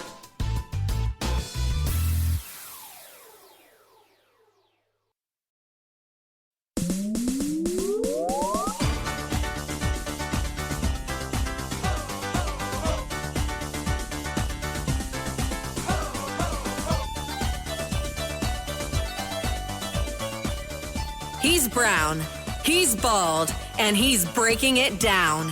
It's America at Night with Rich Valdez. And here's the thing that Democrats don't understand is that the confirmation hearings are a television show. That's correct. It's a television program. You probably cannot stop the nomination, but you can put things in the record that the American people cannot look away from. Democrats do not have the power to stop these people from becoming defense secretary or becoming attorney general, but you cannot make it, you can make it hard. That's right. And you can make it unpleasant and you can make it uncomfortable and force the American people, even watching Fox, who are watching that show, to get access to the truth, give them access to the truth, because trust me, Trump and his team will give them no access to the truth. That is Joy Reid saying we're going to force the American people to have access to the truth. Just hearing it, it's like, man, what is wrong with you, ma'am? You know, I remember I used to have a studio, the newsroom at WABC Radio in New York City when I first got into this game. And we had like 4 TVs. And you would see the same thing, like live breaking news on 4 TVs, but the chyron, the lower third, the headline would be different for each of them. And it was always the local news channel that had something like congressmen give briefing on budget. That was the truth. Meanwhile, you had the all the other channels spinning one way or the other. You know, Democrats strike Republicans on whatever, Republicans pushing back on what. It was just always interesting to see that. Anyway, I want to go to James. There's not enough time now, so I'm going to ask you to stand by. James in Danbury, Connecticut. Don't go anywhere. We also have a few other callers from Idaho, South Carolina, Montana. The phone lines are flashing. Calls are coming in. We're going to get to you momentarily. 833-482-5337, 833-4-VALDEZ. I am Rich Valdez, that aforementioned Rich Valdez. Make sure you follow me on all the social media and check out our podcast. Leave us a 5-star review if you love it, and share it with a friend and subscribe. Always appreciate that as well. Anyway, don't go anywhere. We're coming right back to James, Danbury, and Montana, and South Carolina, and Idaho. Don't go anywhere.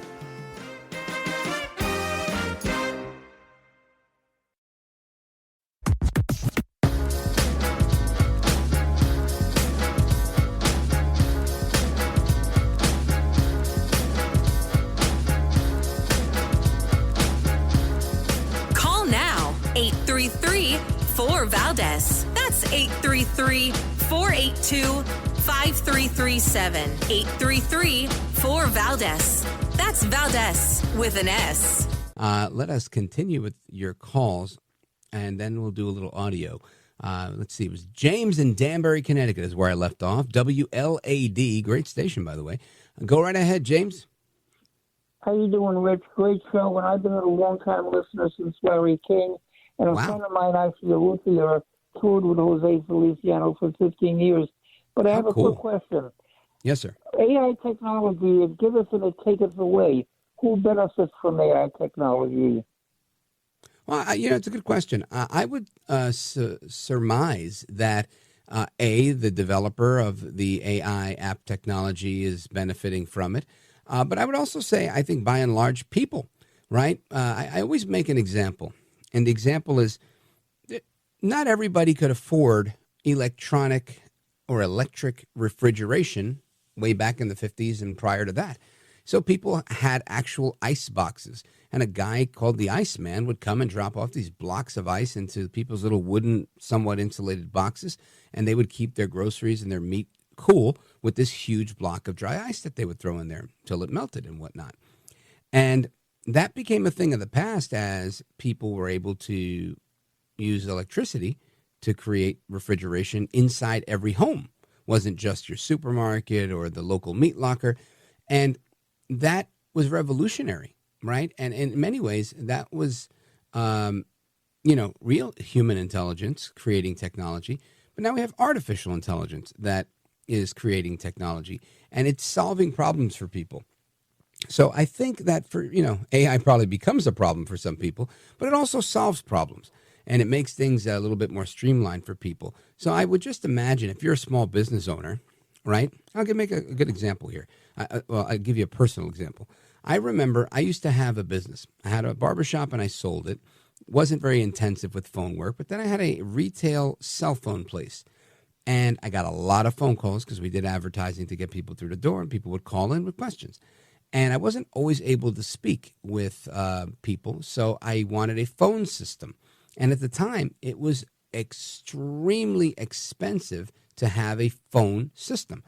You had to buy this equipment. You had to have somebody that was like a professional voiceover artist record the statements that you needed to make.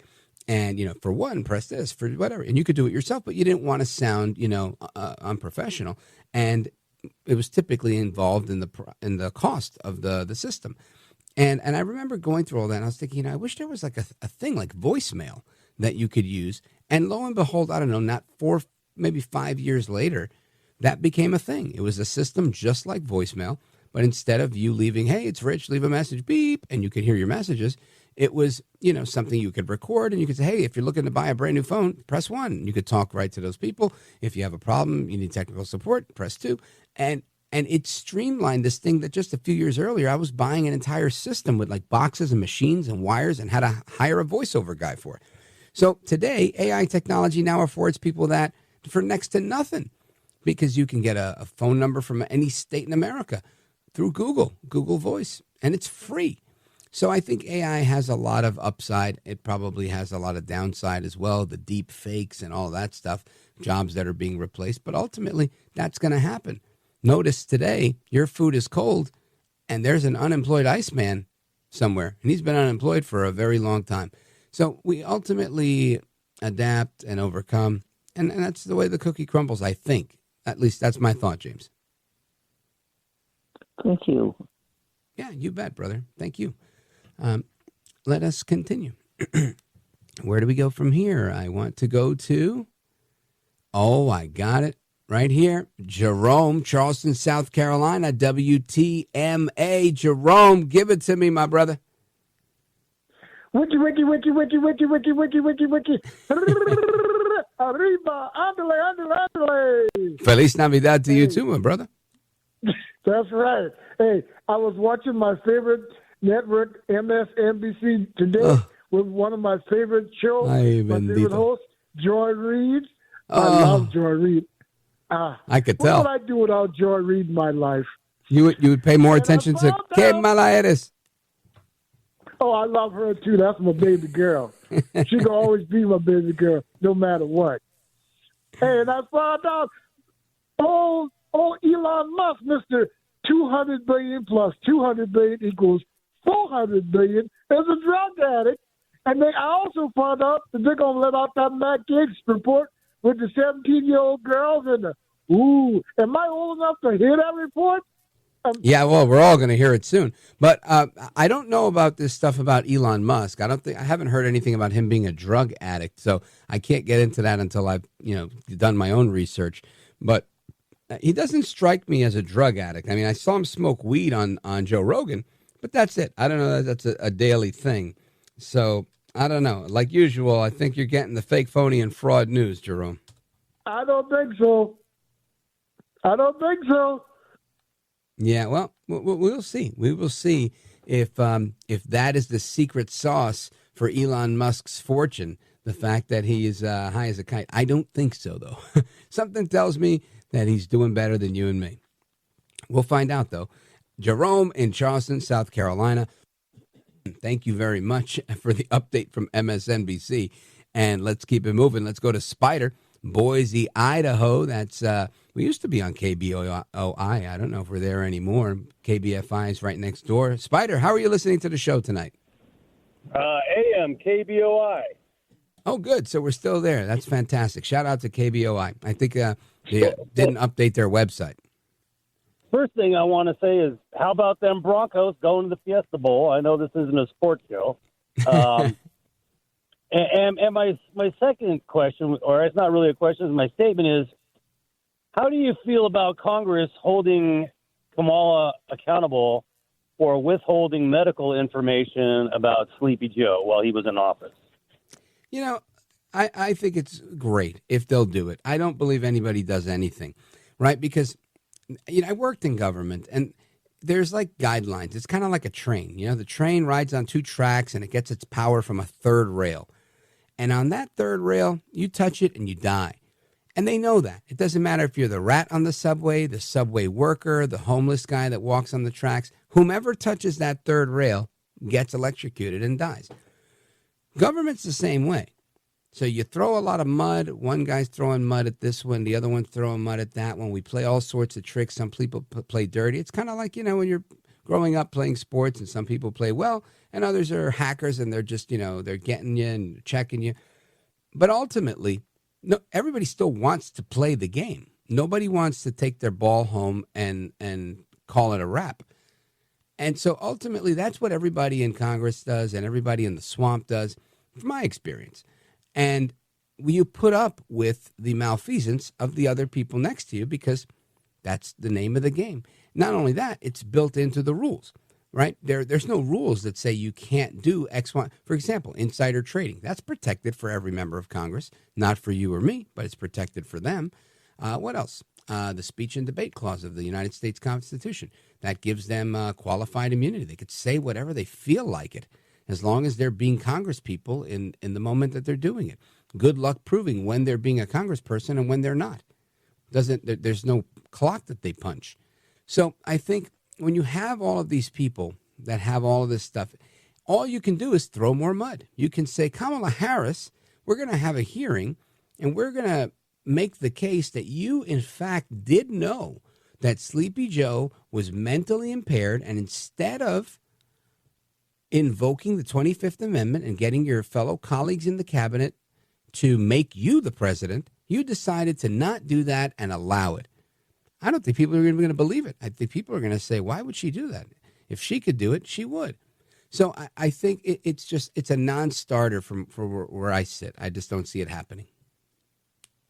Okay. Yeah, I wish it would, but I don't think there's enough political courage to pull off something like that. Spider, thanks for the call, brother. I appreciate it. Shout out to KBOI in Idaho. I'm grateful for you listening and everybody listening in KBOI country. And let's see. I pause right here. We come right back. More calls. Don't go anywhere. This is America at Night with Rich Valdez. Call now, 833-4-VALDEZ. That's 833-482-5337. 833-4-VALDEZ. That's Valdez with an S.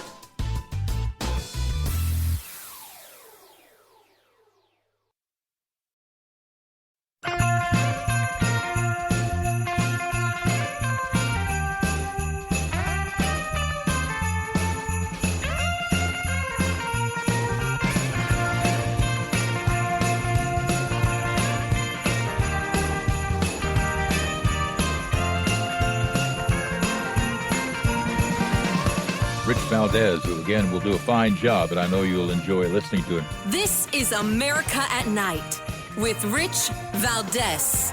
Call now, 833-4-VALDEZ. That's 833-482-5337. 833-4-VALDEZ.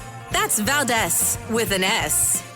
How much of the blame falls on the speaker? I mean, right now we'll keep trying to move forward the conference itself. owns this, right? And the conference needs to decide whether we're actually serious about spending. And they talk about, well, we got to do mandatory spending reform and bend the curve. But we just voted on a $200 billion shift of dollars in Social Security that's going to shorten the time when Social Security expires or goes bankrupt. We're just fundamentally unserious about spending. And as long as you got a blank check, you can't shrink government. If you can't shrink government, you can't live free. All right, that is Congressman Chip Roy talking again about the spending plan and how it's problematic. And I agree with him. I like Chip Roy a lot. I think he calls him like he sees him. This is good. This is a good thing. We should have this conversation, and we need to push, because if we don't push, we don't get anywhere. Anyway, your thoughts on that and everything else we've been talking about. Let's go to David, Dunlop, Illinois, WLS. David, go right ahead. You're up first. Good evening. Thanks, Rich. I wanted to tell you I really enjoyed that trucker, Marco. He had a lot of common sense. Oh, truckers always do. They could teach a class in almost anything. Well, thank you. I'm a farmer from Central Illinois, and wanted to tell Farmers you I had too. a lot of yeah, well, Farmers that's too. all right. We're Farmers not, and truckers. I just want to say that, though. Farmers and truckers, right? You guys are growing the food. These guys are transporting the food. Food is probably one of the best commodities to look at, because if people aren't buying food, what are they buying, right? So obviously they're going to buy food. And when you can measure that, you can really tell a lot on what's happening in the economy just by looking at those things. Anyway, go right ahead. Sure. Yeah, and I want to say this, even though I'm a farmer, Rich, I got to tell you that farm subsidies, and I've been farming 50 years, and farm subsidies are the first thing we need to cut. They're entitlements just like everything else. And I have the worst time trying to tell this to all my farming colleagues. Yeah, they don't like that. They don't want to hear it. Listen, in talk radio, I respect guys who are farmers. I love the conversation I'm having with you, and I love farmers. But I'm with you, and I've been with you for a long time. I think we got to cut every subsidy. I understand why we've done it in the past, but it can't be a permanent fixture. And because now it's becoming a government-supported industry, and that's not something our government needs, in my opinion, David. Yes, and one little tiny downturn. I mean, this is not. It's painful right now. I got to tell you, our expenses are higher than what our income is, but that's normal in farming, Rich. It's just normal. I mean, it's a cyclical nature. It's a cyclical beast, and it's just the nature of the beast, you know. But and I did. How do you make the money? Well, you have to. So we had 3 good years. You got to put some money away. For that bad year. Got it.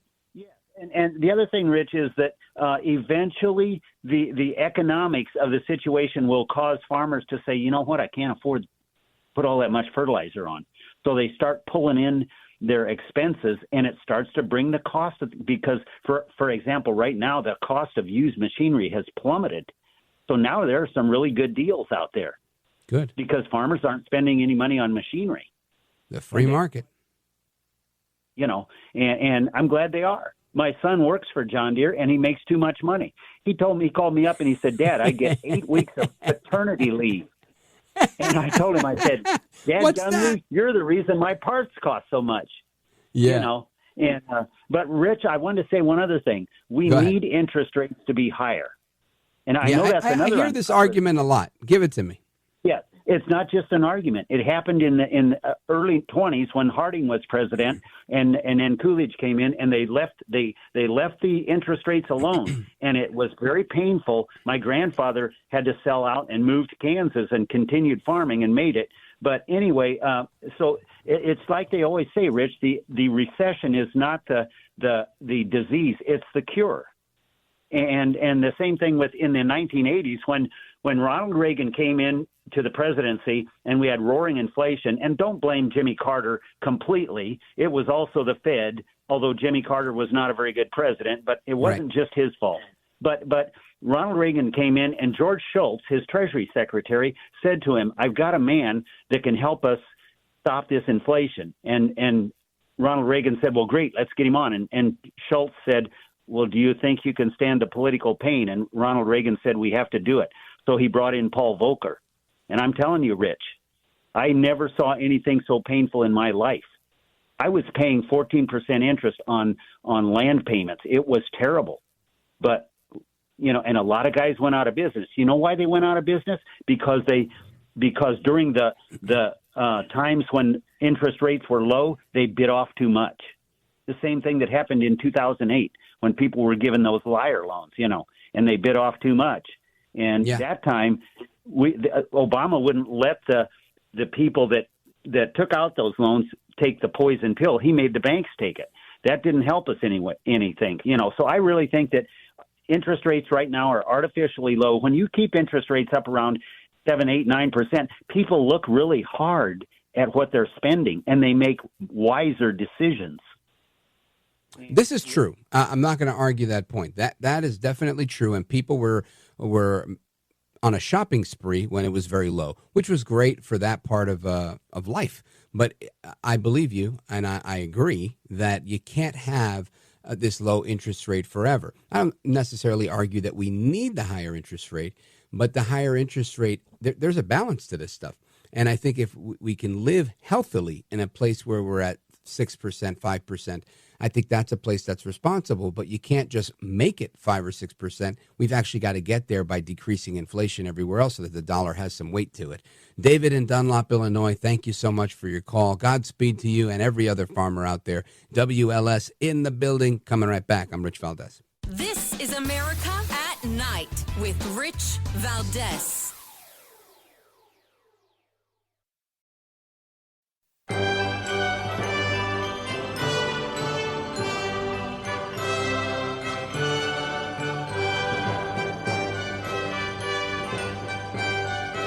We're going to go to Hoboken, North Carolina. WTKF checking in with Kelly. Go for it. Speed round. I have no idea what the speed round is, but okay. That means we have seconds to go. Go right ahead. All right. Well, seconds to go. I get a little annoyed. Now, I listen to you from time to time, but I get a little annoyed. I called in right before the, not the person before, but when I called in, there was another fellow that called in. Yeah.